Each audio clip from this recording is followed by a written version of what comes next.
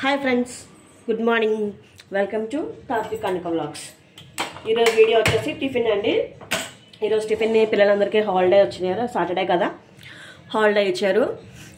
ఈరోజు అందరూ ఇంట్లో ఉంటారు కాబట్టి, హస్బెండ్ అందరూ ఇంట్లో ఉంటారు కాబట్టి మేము టిఫిన్స్ అయితే సాటర్డే సండే టిఫిన్స్ చేసుకుంటామండి. ఉత్తప్పుడు అంటే కనుక మేము బాయిల్ చేసి తినేస్తామని. ఇప్పుడు ఏంటంటే సేమియా పులిహోర ఎలా ప్రిపేర్ చేసుకోవాలో చూద్దాం. దానికి నేను సేమియా వాచడానికి కొన్ని నీళ్ళు పెట్టుకున్నానండి. దీనికి ఎక్కువ క్వాంటిటీ అవసరం లేదు. వాటర్ అనేది నేను 1/4 వరకు వాటర్ పెట్టుకున్నాను. నేను ఈ గ్లాస్తో చేసుకుంటున్నానండి. మేము 5 మెంబర్స్ వరకు ఉన్నాం కాబట్టి దీంతో 2.5 గ్లాసెస్ తీసుకున్నాను. సేమియా అయితే 2.5 గ్లాసెస్. దీనికి కొలత అనేది లేదండి, జస్ట్ వార్చుకోవడం వరకే కాబట్టి దీనికి కొలత అనేది ఉండదు. జస్ట్ ఆ సేమియా మునిగేంత వరకు వాటర్ పోసుకుంటే సరిపోతుందండి. నేను ఎప్పుడు చేస్తా కాబట్టి నాకు ఈ క్వాంటిటీ సరిపోతుంది. ఇప్పుడు దీంట్లో పసుపు వేసుకోవాలి, అలాగే కొంచెం ఆయిల్. సేమియా అనేది ముద్ద అవ్వకుండా ఉండడానికి ఆయిల్ వేస్తామండి. దీంట్లోనే సేమియా ఉడుకుతుంది కదా, ఎక్కువ 1.5-2 స్పూన్స్ వరకు ఆయిల్ సరిపోతుందండి. ఈ నీళ్ళు మరగాలి. ఈలోపు మనం ఇది మరిగేలోపు మనం దీనికి తాలింపు వేసేసుకుందాం పులిహోరకి.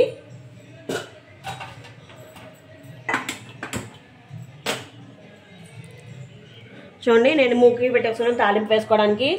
ఇప్పుడు దీంట్లో మనం దీనికి తాలింపుకి సరిపడగా ఆయిల్ పోసుకోవాలండి. ఎక్కువ వేగిన కానించి మొత్తం నూనెలో మునిగినట్టు ఉంటుందని చెప్పి నేను ఎక్కువ వేయను, కొంచెమే వేస్తాను. ఇది కొంచెం హీట్ ఎక్కాలండి ఆయిల్ అనేది. దీనికి కావాల్సినవి మన తాలింపు ఏంటంటే గుళ్ళు, పచ్చెనపప్పు, సాయమినపప్పు, జీలకర్ర, ఆవాలు, కొంచెం జీడిపప్పు, పచ్చిమిరపకాయలు, ఎండుమిరపకాయలు, కరివేపాకు, ఇంగువ. అంటే మనం పులిహోరకి ఎలా వేసుకుంటామో అలాగే వేసుకోవాలని తాలింపు అనేది ఏమీ మార్చక్కర్లేదు. కాకపోతే మనం చేసే సేమియా అనేది ఒకటి మారుతుంది. ఇది కొంచెం హీట్ ఎక్కింది. మనం తీసుకున్న గుళ్ళు తీసేసుకుందాం. మనం చేసే క్వాంటిటీని బట్టి మనం గుళ్ళు అనేది తీసుకోవాలండి. ఎక్కువ వేసుకున్నా సరే ప్రతి ముద్దలోకి వచ్చేస్తుందని చెప్పి నేను తక్కువ తీసుకుంటాను. ఇంతేనండి, ఎక్కువ వేయట్లేదు నేను. మొత్తం నేను తీసుకున్నాను, మొత్తం అంతా సరిపోతుందని చెప్పి నేను కొంచెమే తీసుకున్నాను గుళ్ళు. కొంతమంది అంతా వేసేస్తారండి, పచ్చెనపప్పు, సాయిపప్పు అన్నీ వేస్తారు. నేను ఇది 1 సెకండ్ ఇది వేగిన తర్వాత నేను మిగిలినవన్నీ వేస్తానండి. పచ్చెనపప్పు, సాయమినపప్పు, జీలకర్ర, ఆవాలు. ఫస్ట్ ఇది కొంచెం వేగాలండి. వేగిన తర్వాత నాకు అలా అలవాటు ఫస్ట్ నుంచి. ఇది కొంచెం వేగనివ్వాలి.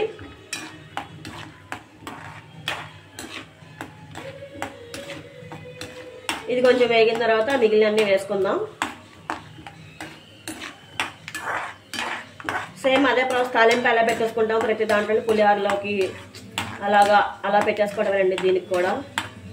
కాకపోతే ఇది మ్యాక్సిమం ఎవరికి తెలియకపోవచ్చు సేమే పులిహోర అనేది. నాకు తెలిసి అనుకుంటున్నాను తెలియకపోవచ్చు అని.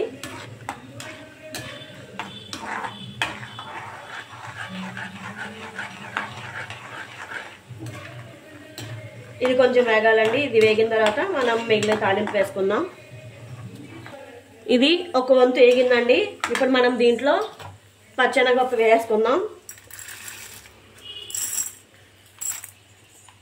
పచ్చెనపప్పు మిగిలినన్ని కామనేనండి. పచ్చెనపప్పు, జీలకర్ర, సాయమినపప్పు అవన్నీ వేసుకుందాము.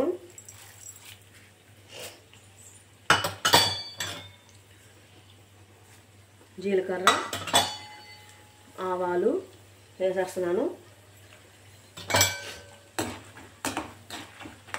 కొంచెం జీలకర్ర మేము ఇంట్లో ఎక్కువ తింటామని చెప్పి కొంచెం ఎక్కువ వేస్తున్నాను. జీలకర్ర అనేది మంచిది అరుగుదలకు అని చెప్పి జీలకర్ర కొంచెం ఎక్కువ వేసుకుంటాను నేను. నాకు వేగిన తర్వాత పప్పులు ఉంటాయి చూసారా, ప్రతి ముద్దలను తగలాలనుకుంటాను. కానీ నాకైతే ఇష్టం అండి అలా ప్రతి ముద్దలను గుళ్ళు కానీ పప్పు కానీ రావటం పట్పట్టమంటాయి కదండి వేగినప్పుడు. నాకు అదైతే ఇష్టము. కానీ ఇక్కడ మా ఇంట్లో ఒప్పుకోరు. ప్రతి ముద్దలోనూ మరీ చికాగ్గా అనిపిస్తుంది కొంతమందికి. ఇవి కొంచెం వేగాలండి. ఇవి వేగిన తర్వాత మనం పచ్చిమిరపకాయలు కోసి పెట్టుకున్నాను నేను ఆల్రెడీ.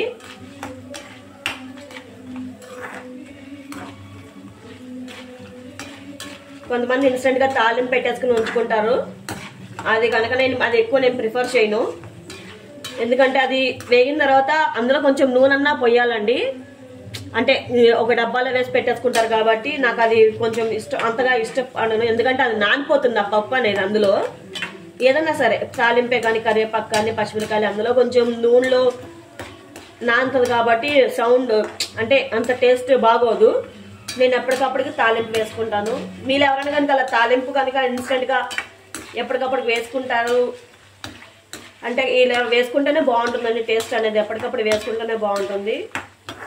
నేనైతే కనుక అది ప్రిఫర్ చేయను.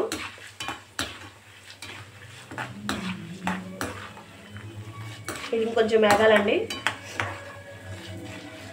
ఇప్పుడు దీంట్లో నేను జీడిపప్పు వేసుకుంటున్నానండి. సేమే పులిహోరలో మాత్రమే నేను జీడిపప్పు వేస్తాను, ఇంక దేంట్లోనూ వేయను. ఎక్కువ వేయడానికి కొంచెమే వేసుకుంటున్నాను.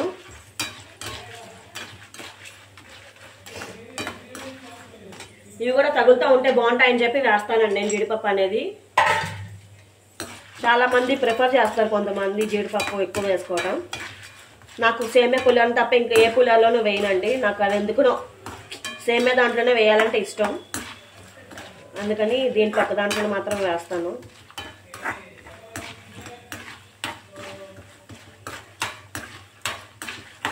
ఇది కొంచెం వేగాలండి. జీడిపప్పు అనేది కొంచెం వేగితే బాగుంటుంది.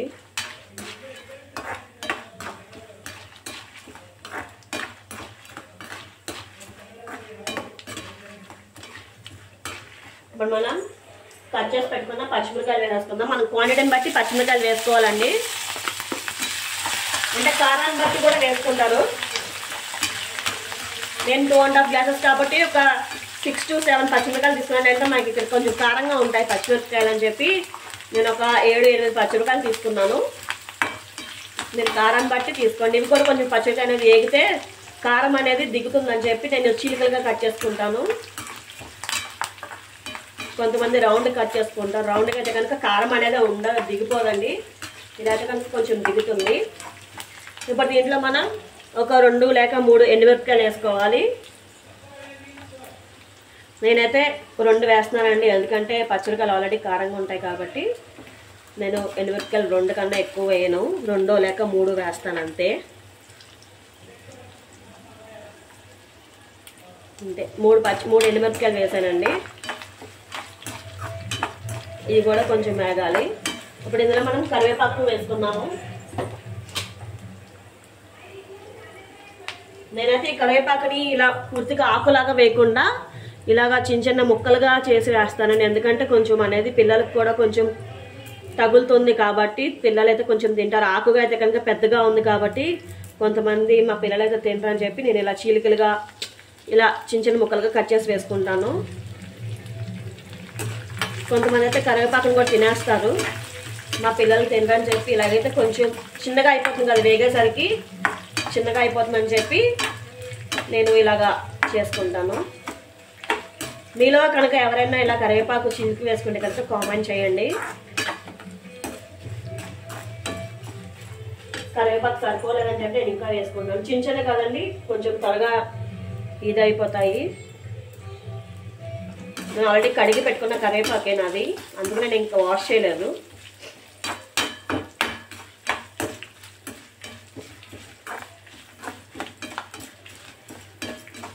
ఇప్పుడు ఇందులో మనం ఇంగువ వేసుకున్నాము.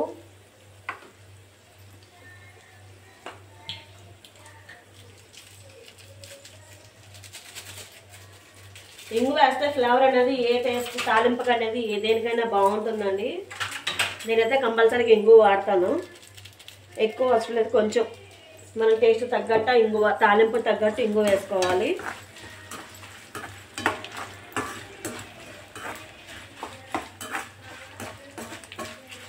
ఇప్పుడు ఇందులో మనం లాస్ట్లో నేను కొత్తిమీర అయితే కనుక ఇందులోనే వేసేస్తానండి, ఏగిపోతుంది. లేదంటే కొంచెం పిల్లలు తీసేస్తారు కదా, దీన్ని కూడా నేను ఇలా ముక్కల కింద కట్ చేసి వేసుకుంటాను. కొత్తిమీర అనేది నేను ఇందులోనే వేపేస్తానండి. కొత్తిమీర ఇందులో వేగిపోతే కనుక పచ్చి వాసన అనేది రాకుండా ఉంటుంది. కొత్తిమీర అంటే పచ్చి వాసన వస్తే ఫ్లేవర్ బాగుంటుంది.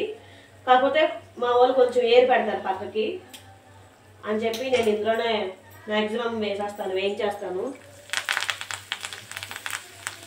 ఇలా కట్ చేసేసి వేసేస్తాను. చిన్నగా అయిపోతుంది కదా, ఒకవేళ నోట్లోకి వెళ్ళినా ఏమి కాదని చెప్పి ఇలా వేసేస్తాను. కొత్తిమీర అనేది ఫ్లేవర్ అనేది బాగుంటుందండి. ఇదైతే ఏగుతుందండి. ఇప్పుడు నేను స్టవ్ ఆఫ్ చేస్తున్నాను. ఇది మనం వెంటనే వాడుకుంటే కనుక పర్లేదండి తాలింపు అనేది. వెంటనే వాడుకోకపోతే కనుక గిన్నెలోకి వేసుకోవాలి దీన్ని. లేదంటే ఇంకా మాడి వచ్చేస్తున్నట్టు అయిపోతుంది. ఆ తాలింపు అనేది మాడిపోతుంది. ఆ నూనె వేడిగా ఉంటుంది కదా. ఇప్పుడు నేను దీన్ని ఒక గిన్నెలోకి వేసుకుంటున్న తాలింపు మొత్తం. స్టవ్ ఆఫ్ చేసేసాను. మనం వెంటనే కలుపుకుంటే పర్లేదండి. మనం వెంటనే కలుపుకోం కదా, అంటే సేమియా ఇంకా అవ్వలేదు కాబట్టి నేను దీన్ని స్టవ్ ఆఫ్ చేసేసాను. ఇది ఒక గిన్నెలోకి వేసుకుంటున్నాను నేను. ఇప్పుడు మనం సేమియా వాటర్ మరిగిపోతుందండి. ఈ మరిగిపోయిన దాన్ని ఇప్పుడు మనం సేమియా తీసుకున్నాం కదా, ఆ సేమియా అంతా మనం దీంట్లో వేసుకుందాము. స్టవ్ తగ్గించేసి సేమియా వేసుకోవాలండి.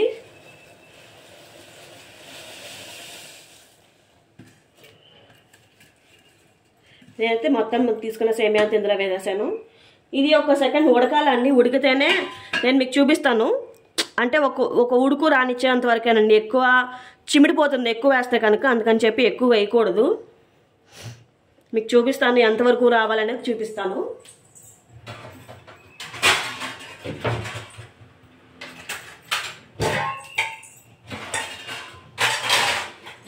కొంచెం మీడియం ఫ్లేమ్లో పెట్టుకుంటే కనుక త్వరగా ఉడికిపోతుంది సేమియా అనేది. దీన్ని ఒకసారి కలుపుకోవాలి, లేదంటే ఉండల కింద అయిపోతుంది లోపల వేసిన తర్వాత కలుపుకోకపోతే.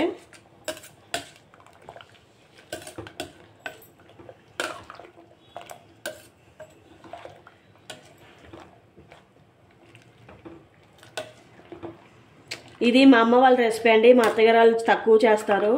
మా అత్తగారింటికి నేను వెళ్ళినప్పుడైతే కంపల్సరీగా నేను మా వదిన గారితో దీంతో నాతో చేయించుకుంటారు సేమియా పులిహోర అనేది. మా అమ్మ అయితే కనుక బాగా చేస్తుందండి సేమియా పులిహోర. నేను మా అమ్మ దగ్గర నేర్చుకున్నాను ఈ సేమియా పులిహోర అనేది. ఇంకొంచెం ఉడకాలండి. ఇది చూపిస్తాను మీకు ఉడకలా రావాలనేది. చూడండి ఇలా పలుగ్గా ఇంకొంచెం ఒక 2 minutes ఉడికితే కనుక ఈ పలుకు అనేది తగ్గిపోతుంది. వైట్ కలర్ కనిపిస్తుంది కదా, ఆ వైట్ కలర్ అనేది పోవాలి సేమియాలోకి. ఈలోపు మనకి ఇది వార్చుకోవడానికి ఒక జాలి లాంటివి తీసుకోవాలండి. ఇదిగోండి నేను ఇలా జాలి గరిట లాంటివి తీసుకున్నాను. ఇప్పుడు దీని కిందకి ఒక గిన్నె కూడా తీసుకోవాలి. ఒక గిన్నె, దాని మీద ఈ వాటర్ అంతా నింపుకోవడానికి జాలి గరిట లాంటి సేమియా అంతా జాలిలో పడుతుంది నెట్లోకి.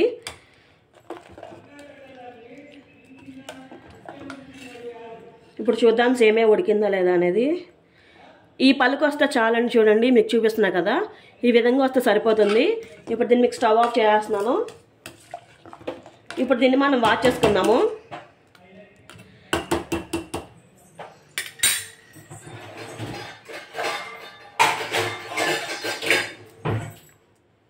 ఇప్పుడు మనం దీన్ని వాష్ చేసుకుందాము.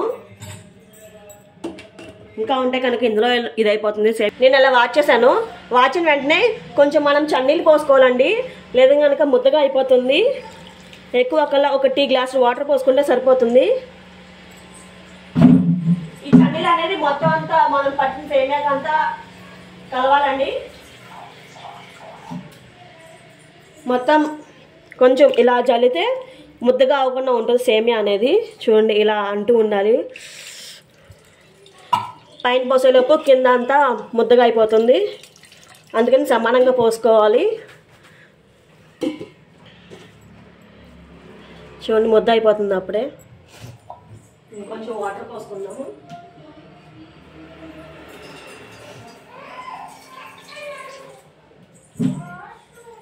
దీన్ని మనం ముద్దగా అవ్వకుండా చూసుకోవాలండి. అప్పుడే మనకి సేమియా అనేది బాగుంటుంది ఉడికేటప్పుడు. అది మనం ఉడికించుకునేటప్పుడే ముద్ద అవ్వకుండా పలుకులాగా ఉంటే కనుక తీసేయాలండి. నేను పలుకుగానే తీసేసాను. ఇంకా ఇది కొంచెం చల్లారాలి.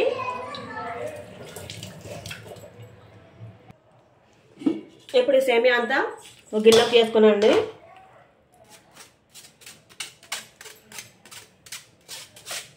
వేసుకుని ఇప్పుడు ఇందులో ఉప్పు అన్నీ వేసుకోవాలి. మనం తీసుకున్న తాలింపు అంతా వేసేసుకోవాలి. ఇది కొంచెం వేడిగా ఉంది. ఇది చల్లారితే కనుక ఇంకొంచెం పొడిగా వస్తుందండి. ఇది ఒక 5 minutes ఫ్యాన్ కింద పెట్టి తీసుకొద్దాము, త్వరగా చల్లారుతుంది. ఇది చల్లారిపోయిందండి. ఇప్పుడు మనం దీంట్లో సాల్ట్ వేసుకుందాం. దీనికి సరిపడగా ఉప్పు వేసుకోవాలి.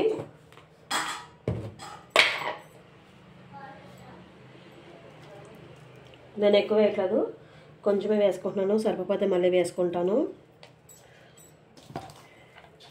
అలాగే నేను వేసుకున్న తాలింపు ఉంది కదా, అది కూడా వేసేస్తున్నాను ఇందులోనే.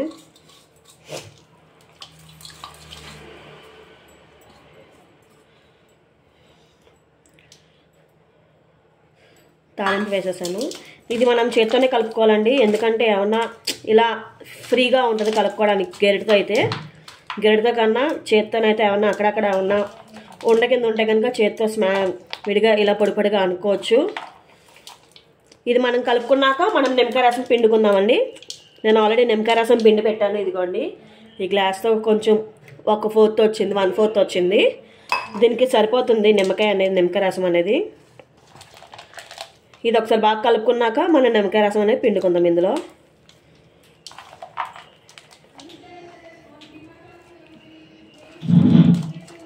ఎప్పుడు చేసినా నాకు బాగానే వస్తుంది, కాకపోతే ఇది గోరువేడిగా ఉంది. కొంచెం చల్లారితే కనుక పొడి పొడి అయిపోతుందని మొత్తం అంతా బాగుంటుంది.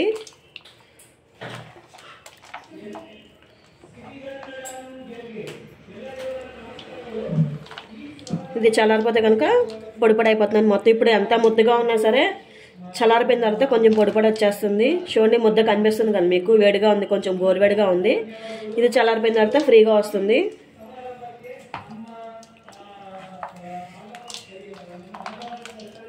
మనం గోరువేడిగా ఉన్నప్పుడే నిమ్మకాయ అనేది పిండుకోవాలండి, లేదంటే బాగా వేడిగా ఉంటే కనుక చేదు వస్తుంది. ఎవరికైనా తెలిసిందే ఈ విషయం అనేది.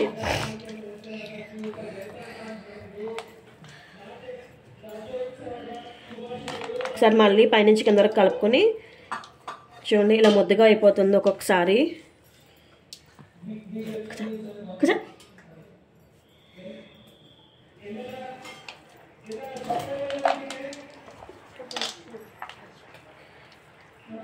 ఇప్పుడు మనం ఇందులో దీనికి తగ్గట్టు నిమ్మకాయ కలుపుకుందాం, నిమ్మకాయ రసం అనేది కలుపుకుందాం.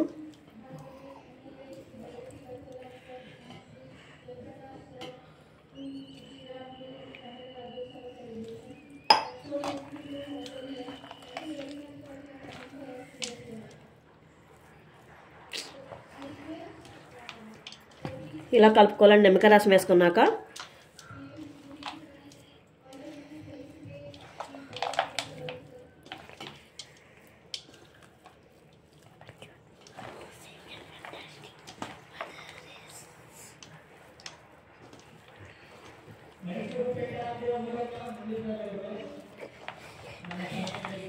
ఇంతేనండి. ఇది కనుక మనం ఉప్పు పులుపు చూసుకోవాలి, టేస్ట్ అనేది సరిపోతే కనుక మళ్ళీ వేసుకోవచ్చు.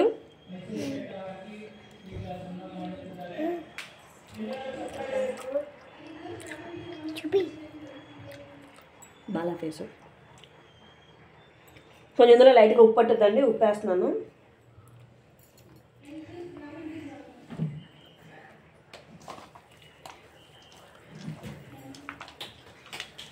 కొంచెం అలాగే పులుపు కూడా పట్టిద్ది.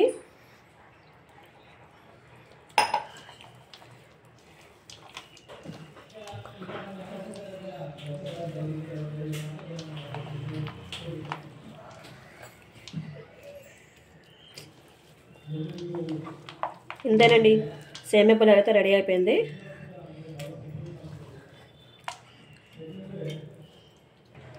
ఇది రెడీ అయిపోయిందండి. ఇప్పుడు మనం దీన్ని కొంచెం సర్వింగ్ బౌల్లో తీసుకుని టేస్ట్ చూద్దాం.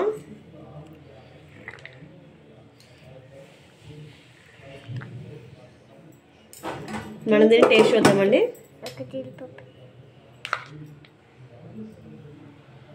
ఈ టేస్ట్ మా అమ్మాయి చూస్తుందంట, మా అమ్మాయి చూసి చెప్పొద్దంట. చూద్దాం, పట్టుకోనిక.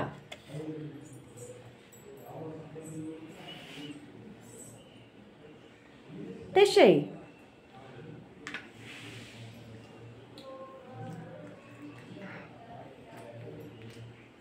బాగుందా బాలేదా? కామెంట్ చేయండి. Please subscribe to YouTube channel. Please support my channel. Please subscribe to YouTube channel. Bye.